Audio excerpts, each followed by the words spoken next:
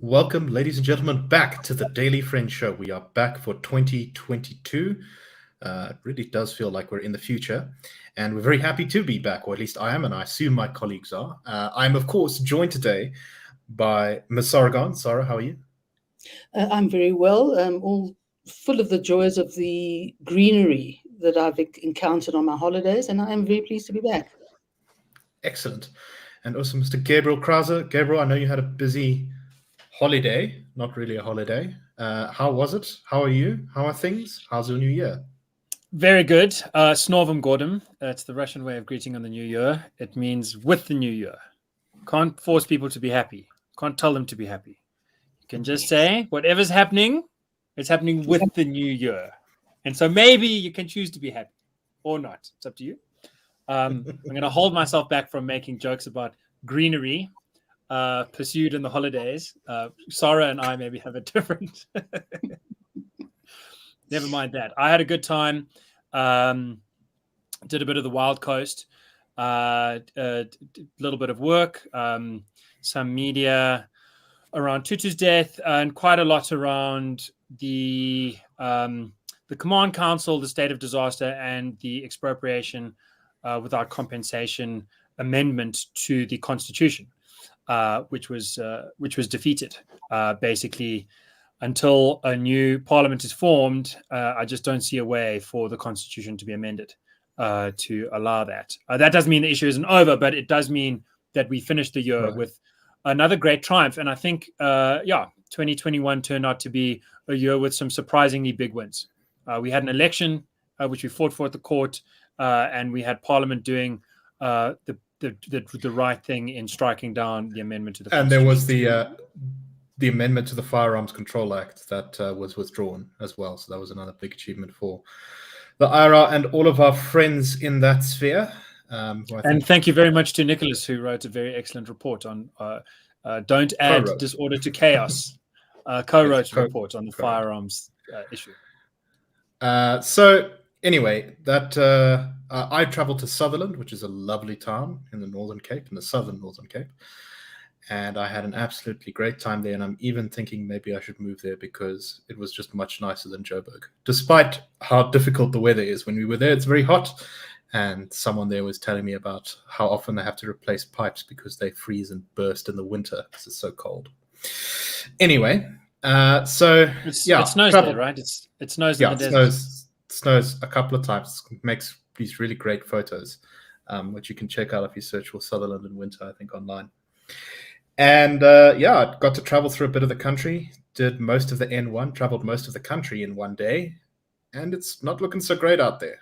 There's a couple of nice spots here or there, but generally a lot of South Africa's towns are not looking so good out there. Like I say, some exceptions, but man, there's some not so great, not very happy looking towns right now. A lot of people sitting in the sunshine, kind of looking a bit listless, which is not great. Anyway, so what happened during the time that we were away on the Daily Friend? Well, as Gabriel just mentioned, we had, of course, the EWC constitutional amendment, which we'll discuss in more detail shortly. We also had, of course, the Zondo Commission come out. We had Archbishop Desmond Tutu die. And, of course, we had Parliament burned down, which we will also get to later. So let's start off with the constitutional amendment thing. So, Gabriel, I kind of said something along these lines when I heard that the EFF and ANC were not going to play nicely together on the constitutional amendment,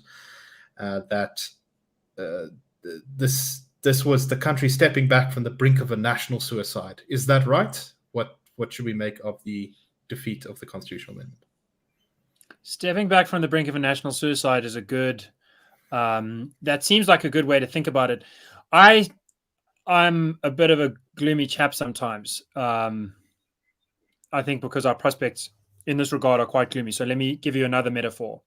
It's like someone who is about to shoot his head off with a gun in the right hand, who then put the gun in the left hand. So the reason that happened is that And here I was hoping for a good news story. Well, it is good news. It's very good news that the constitutional amendment was defeated, because it means that if some kind of expropriation without compensation is achieved and it is then challenged in the court, we have the original language of our founding constitution, of our Bill of Rights, to act as a shield against that attempt. Now, that shield is made out of language that's going to be interpreted by justices, and justices can interpret things all kinds of ways, as it turns out, even if it's quite straightforward how it's written. There's no accounting for human ingenuity when it comes to reinterpretation. So it's not perfect, but we have to fight, and we've built public pressure. The biggest thing about this win is that it has shown, not only as our surveys do, that the vast majority of ordinary South Africans are not into this. 80% of South Africans basically get that this is crazy, that promising something for nothing is the last word in incredibility, and that you shouldn't trust people who do that. Okay, that's ordinary South Africans. What about the powerful South Africans? Well, it turns out even the powerful South Africans sitting in parliament when they can actually sit and when it's not burnt down, they also get it, that this is a crazy idea, and they scupper it. They come up with funny stories about why they're doing that. The EFF wants to nationalize all land. The ANC just wants to nationalize certain land. This doesn't strike me as a very considered difference. If the EFF was very serious about achieving its policy goal, it would have voted with the ANC to get this, and then it would later have pushed even further to nationalize all land. I think they both have shown that they can't really get behind this issue when the rubber hits the road, that it's an easy, symbolic, theatrical thing to rip your clothes and beat your breast about the horrors, very real, of the last 100 years. But when you try and solve it by adding the same kind of problem on top of the problem, people get that it's crazy. Here's why I say it's nevertheless like taking the gun from one hand to the other. The expropriation bill is still en route. That bill would achieve expropriation without compensation with similarly vague terms for, these and those scenarios, but any other scenario that someone can think of. And that someone will turn out to be a land court. The land courts bill is coming through, which would basically allow hearsay evidence to become respected by the courts as proper evidence. It would allow not persona ficta or legal persons to act both as evidence givers and in a kind of consulting capacity, which really, look, collective responsibility. If you think it's a great idea, go check out how the ANC's track record has been for the last 10 years. It's even worse if you try and apply that in a court in terms of giving evidence.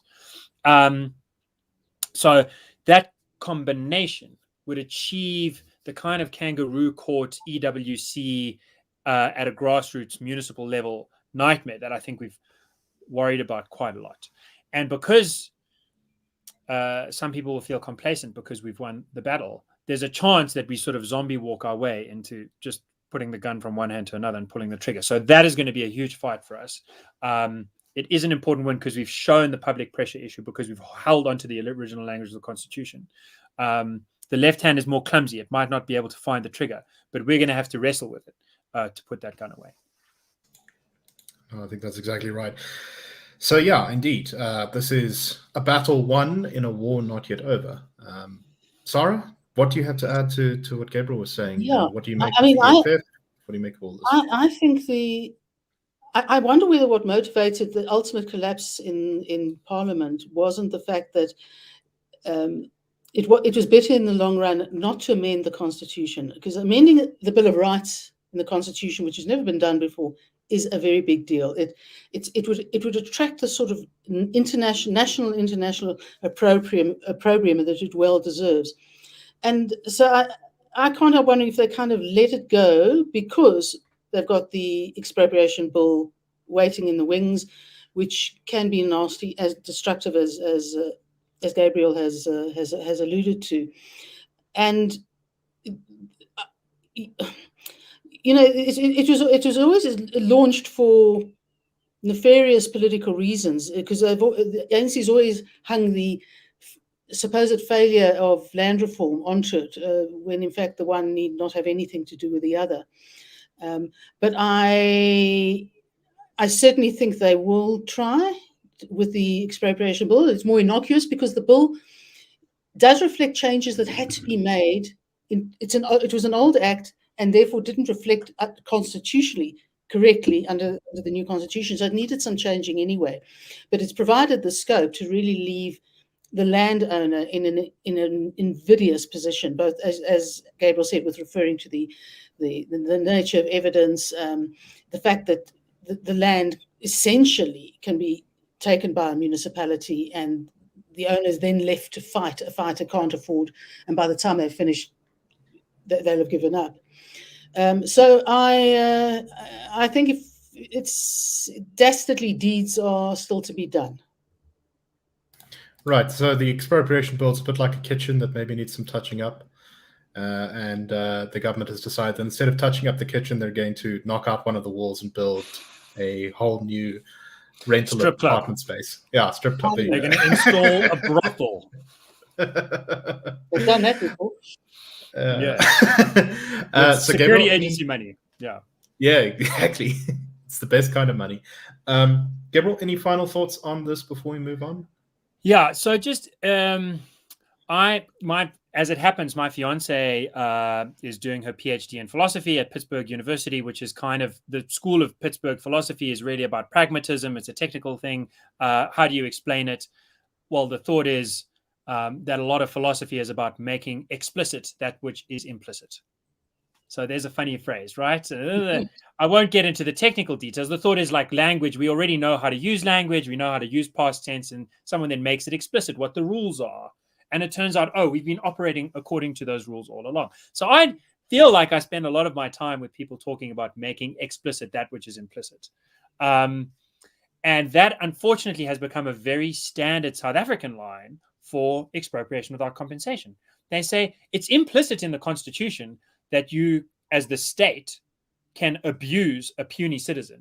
That instead of getting taxpayers to pay for public goods, like if you have some public good in terms of land reform, helping out emerging farmers, black farmers that have been deprived, redressing people whose land was directly stolen, instead of having taxpayers collectively pay for the public goods, just like they pay for other public goods, you find one person and you punish that person, even though that person committed no crime. Mm. They say that's implicit in our Constitution. Now, the short thing to say is that is not implicit in our Constitution. It is explicitly prevented in our Constitution.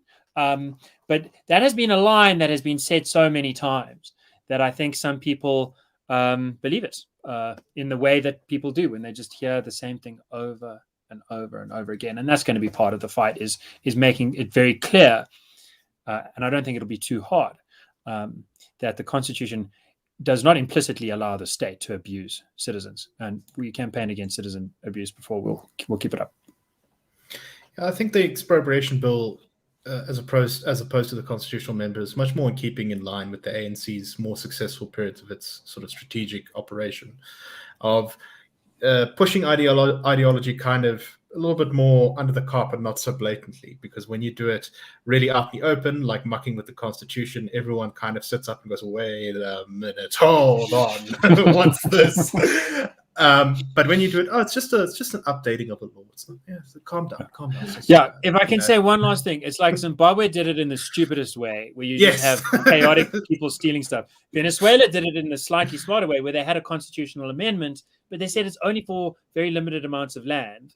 And South Africa is now next leveling, where it's like, no, we're not even going to change the Constitution. We're just going to read it into the Constitution. We're going to find it between the lines in the Constitution. Yeah.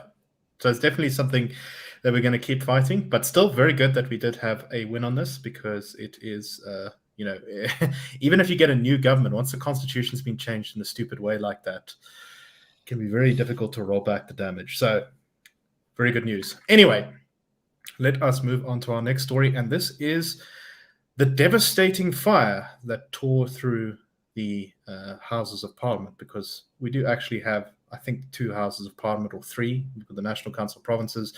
We've got the National Assembly Chamber, which is the big one where we hold our normal Parliament sitting. And then we also have the old Parliament Chamber, which is often used for debates and that kind of stuff. It's not the main seating hall for Parliament. Anyway, both the old and the National Assembly Chamber got devastated by a huge fire during the holidays while no one was there. And there are lots of questions that have been raised about this fire. Apparently, the sprinkler system didn't work. and hadn't been working for several years. Apparently, the fire doors that existed were just sort of held open with latches. Apparently, the security cameras, which are supposed to be manned at all times by the police, who have the responsibility to protect Parliament, as it is a national key point, and therefore is under sort of proper security, weren't watching. Apparently, the fire alarm didn't go off. And so as a result, the fire got really bad before anyone noticed, and firefighters struggled for a very long time to put the fire out. In fact, they struggled so much that even once they thought they had gotten it under control, there was a big gust of Cape wind and it restarted the fire for a bit. So it's never a good thing when one's parliament burns down. You can ask Germany in the 30s. It didn't go so well for them. But Sara, I don't know. The circumstances of this are very weird because, of course, someone has been arrested. It does appear that it is arson. At least that's the line from the police. A guy called Zandile Mafe, who I believe is a homeless man, has been arrested. Zandile Christmas Mafe. Yes. He's currently undergoing a 30-day evaluation to ascertain whether he's fit to stand trial, whether he's too mentally ill. Very strange circumstances, this whole fire business. Is this, some sort of dark conspiracy, or is this really just a combination of incompetent state plus random madman? It could be dark conspiracy with a random madman being assisted by failure to keep up your resources and your doors closed and your fire alarms working, etc., etc. But why not both options? In other words, I think the bottom line is who knows. I think that interestingly, the EFF was distinctly pleased about the destruction. They thought the colonial edifice is coming down, and so it suited their narrative very, very well. You have the so-called homeless man who is alleged so-called to have been some sort of insurgent of sorts. So and then you have the attorney acting for him, looking like very quickly the guy's got an attorney. He does not have to apply for a state attorney. He's got this attorney, very slick-looking gentleman. It doesn't look like he does much pro bono work, and he's argued in court for just prior to being committed to Valkenburg by Advocate Dali Mpofu. So the whole it's a metaphor for the country. It's skullduggerous, it's weird, it's strange, it's unlikely, it's very likely. But probably the worst about it are those elements of incompetence, failed maintenance, which is a very South African government thing. It appears so much now in towns, in cities.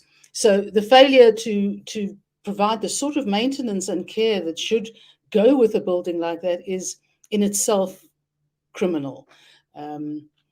The president doesn't think that the president doesn't seem to be holding anyone particularly responsible for it. But I've got to say, I think the most extraordinary moment of the fire is on the day that the fire was still blazing. President Ramaphosa went to Parliament and he was interviewed, and he was praising the work of the fire brigades and saying, you see, at least these things work. I know that sometimes people think that we are just falling apart, or words to that effect, but here in this place, things work. I think he said exactly, at least we have a city and a province that works. In other words, there is the president of the ANC showering praise upon the competence of the DA, city council, and provincial government.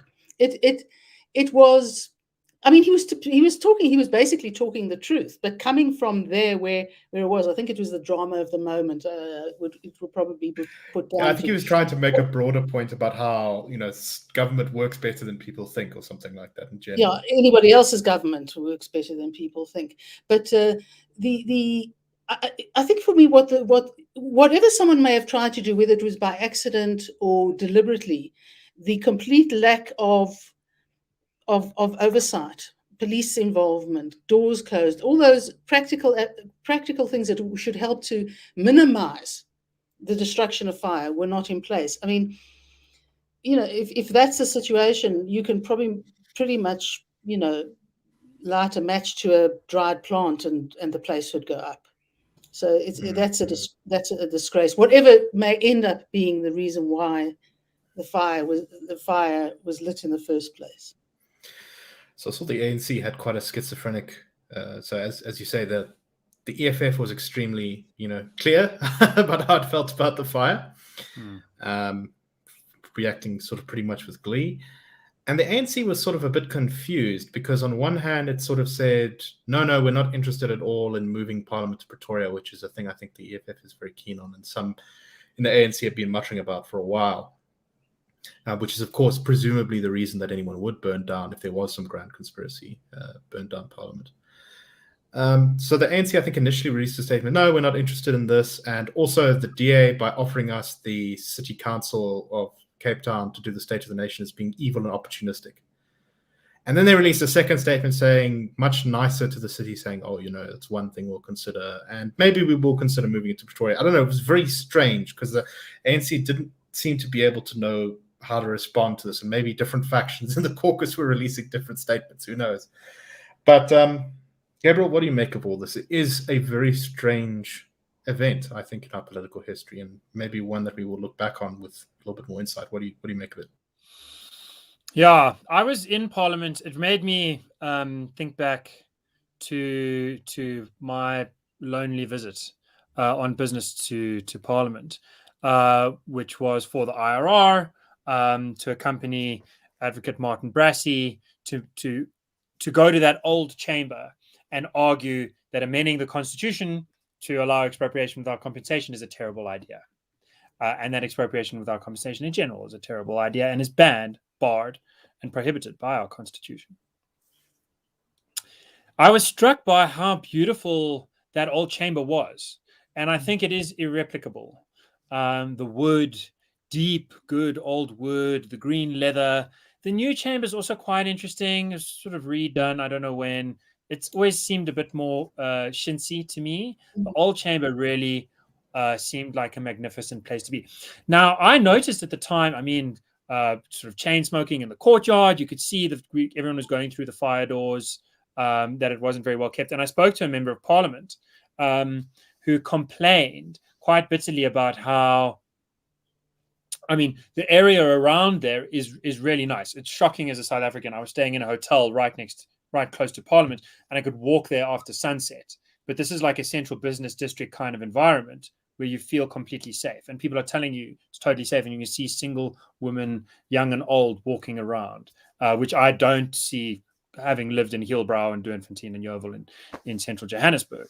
So they were saying how central Cape Town really is quite nice and well protected, and there's lots of effort that's gone into that. And then when you get into Parliament, there's a bit of a mix-up, because it is actually the jurisdiction of like the Speaker and those national competencies, and that they feel worried. I remember this expression of like, I worry that something bad is going to happen here because it's not being well tended.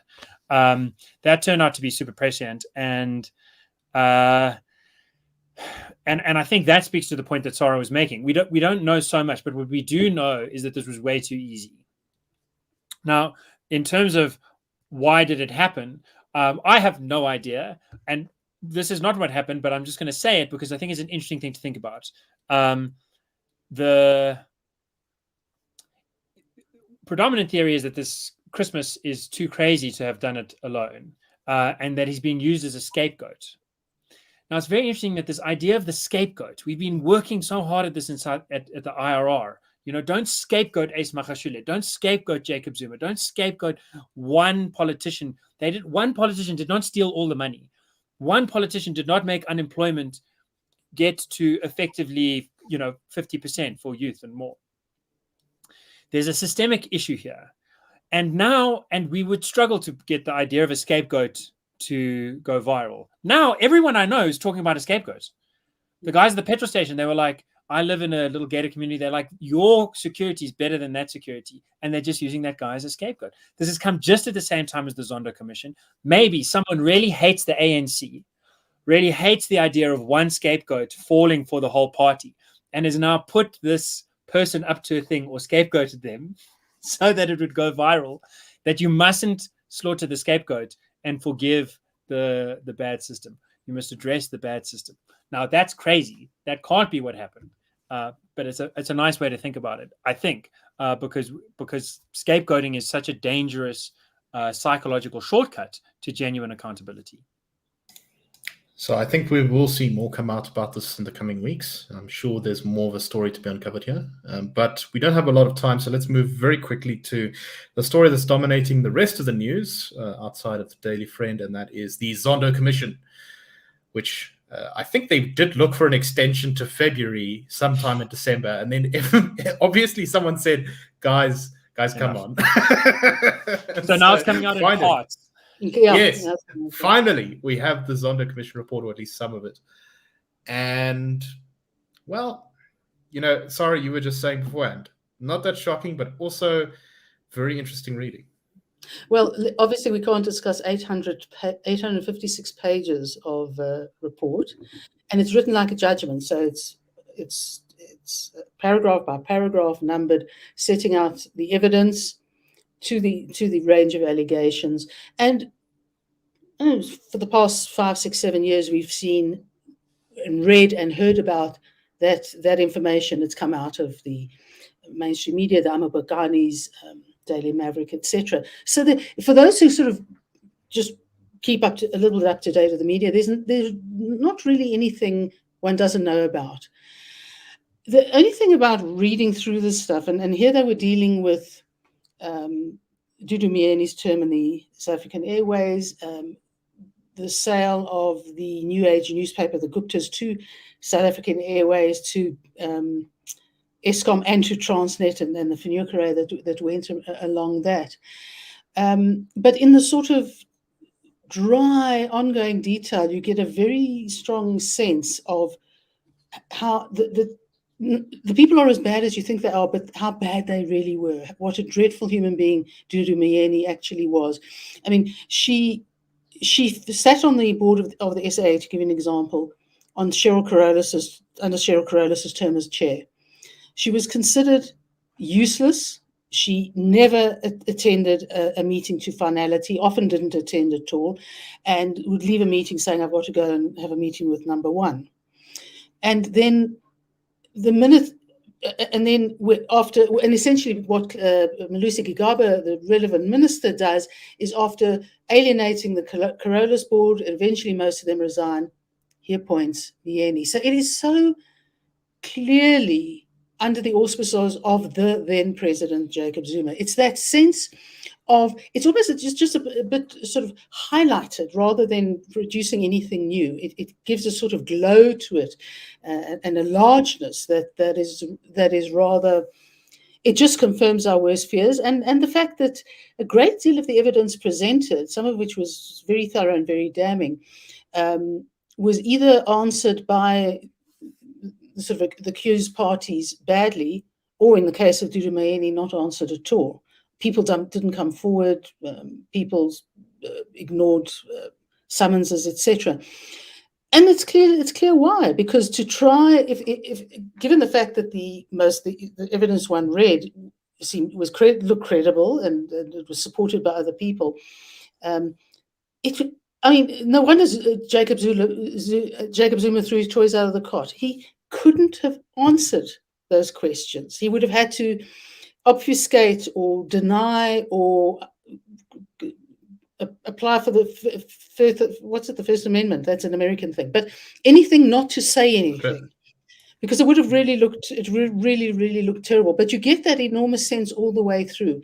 And of course, there are instances where he communicates directly with people who ultimately are fired for not doing his bidding. And the links between him and the Guptas comes up really quite frequently. So he can pretend to be the misunderstood scapegoat of the ANC, but he set the rot in motion, there's no doubt, and that's what comes out. So, Gabriel, we will return to this topic, so don't feel the need to get all your points in now, but in about 60 seconds or so, your thoughts on initially looking at the Zondo report. Yeah, so to me, much more interesting than Dudumayeni has been Yake Kwanini, who we saw at the Zondo Commission procurement officer. The evidence laid out against her is very interesting and damning. Very interesting how when she gets in a hole, she says, look, I was doing this for BEE, so it must be fine. And the most interesting thing, the single most important thing, in my opinion, about part 1 of the Zondo Commission report is this. It damns BEE. You have to get all the way to the end, but it says, Section 217 of the Constitution has 2 provisions. The one is that procurement must be cheap and efficient and transparent and fair. And the other is that shouldn't get in the way of affirmative action if that's what you're in for. It has gotten in the way. And it's unfortunate that the law is as it is and it must change, because it must be clear that it's not an either or, that the first provision is a must. The second one is only afterwards, if you've got 2 exactly equal, can you get to this. But the first is a must, and that is not how things are in our law today. It's a systemic analysis that Zondo offers in clear language, but right at the end, and I haven't heard anyone talk about it. It's very important. Very good point, sir, and we will certainly return to that. Anyway, we hope you enjoyed our first show of the year. We look forward to serving you news, analysis, opinion, all that good stuff for the rest of the year. And yeah, thank you very much for watching. Please spread the good word, and we will see you tomorrow on the Daily Friend Show. Cheers, everyone.